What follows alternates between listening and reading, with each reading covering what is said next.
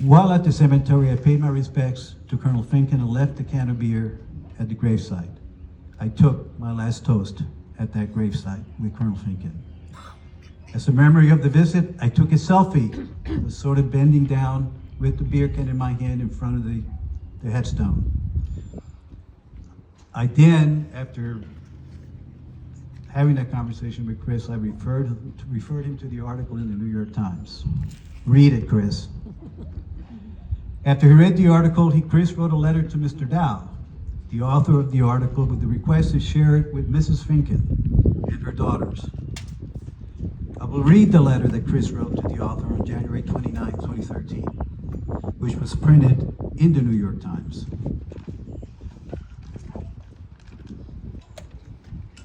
And I'll read the letter to you. And he started out by this. In an article published on January 12th, A Soldier's Requiem, Never Fading Away, James Dow refers to evidence of people who paid respects to Lieutenant Colonel Finken's grave in Earland, Iowa.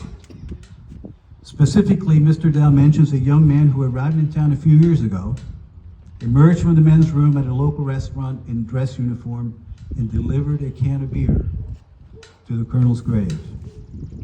Mrs. Finken had no idea who he was, only that he cared enough to come. And then Chris writes in the article, I am that man. And he posted a picture of him standing by the graveside with the can of beer in his dress uniform, paying his respects.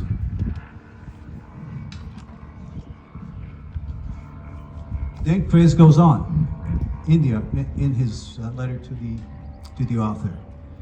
I was Colonel Finken's intelligence officer from January 6, 2006 until August 2006.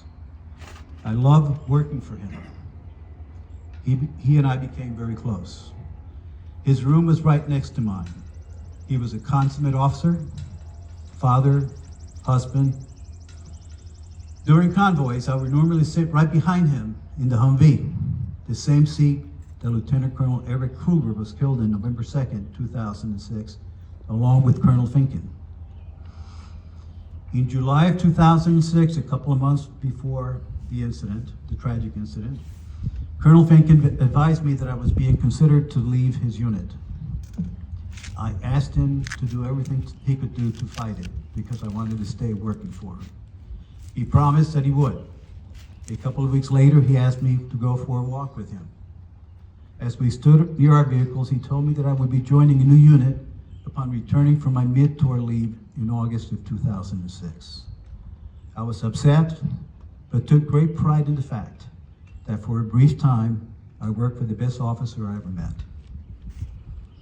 On November 2nd, 2006, on that fateful day, I recall exactly where I was and when I heard Colonel Finken's team struck a roadside bomb. Although I was not at the scene, I was at the forward operating base where both Colonel Finken and his vehicle were later taken that evening. I went to the vehicle as a team of personnel worked on it in an effort to identify the type of improvised explosive device, or IED, that struck the vehicle. This was something I always did when vehicles arrived to our base that were struck by IEDs. But this was the first time that I knew someone that was killed in it. Later that evening, or possibly the following evening, I carried Colonel Finken to a Black Hawk helicopter with 3 other people in one of the most beautiful ceremonies I've ever witnessed. I distinctly remember a Black Hawk helicopter sitting quietly on a helicopter pad. Everything was dark but the runway lights. Lined up along the lights were hundreds of soldiers standing at attention, rendering a final salute to Colonel Finken as the 4 of us carried him between the ranks from an ambulance to the helicopter. All the while, I couldn't help but think that if I had not been transferred, I would have been sitting in his vehicle right behind him on that tragic day. 2 years later, I pulled out of my driveway in Fort Washoe, Arizona, and began a 1,600-mile drive to his grave. Prior to his passing, he and I exchanged a series of emails. He submitted me for an award that was to be presented to me while I was serving in my new unit. I asked my new boss if I could arrange to have Colonel Finken present me the award, since I earned it while I served under him. My boss agreed. In the series of emails, Colonel Finken and I agreed that he would present it to me over a beer when we were both back stateside. 2 years and 1,600 miles later, we had that beer in Earling, Iowa. I have taken steps over the years to achieve closure, but never seemed quite to attain it. I never contacted Jackie Finkens, Paul's wife, or their kids because I never knew what to say. I thought visiting Colonel Finken's grave would be a solution.